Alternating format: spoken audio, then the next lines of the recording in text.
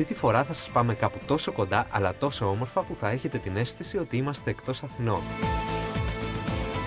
Προορισμός μας στο Κεφαλάρι. Ναι, εκεί λίγο πιο πάνω από την Κηφισιά.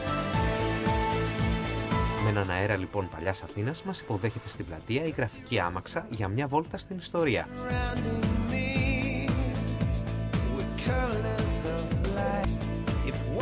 Επειδή όμως εδώ ήρθαμε για να μείνουμε, ανεβαίνουμε την επιβλητική σκάλα του Θεοξένεια Παλάς. Ελάτε μαζί μας, αξίζει τον κόπο.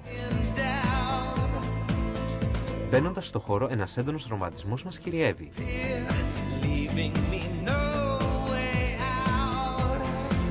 Επειδή ο καιρός όμως έχει δείξει τις άγριες διαθέσεις του, αφήνουμε το όνειρο να απολαύσουμε τον καφέ μας δίπλα στην πισίνα και τη θαυμάζουμε απλά από ψηλά.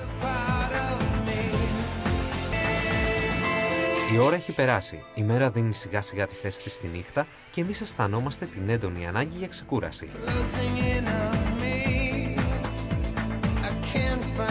Διαλέξτε λοιπόν σουίτα, πιείτε ένα ποτήρι σαμπάνια και χαλαρώστε στο τζακούζι. Τι ωραία που είναι η ζωή όταν σε φροντίζουν τόσο πολύ. Για το τέλος βγαίνουμε έξω και χαζεύουμε τη θέα. Είμαστε ακόμη στην Αθήνα. Το είχαμε ξεχάσει σχεδόν.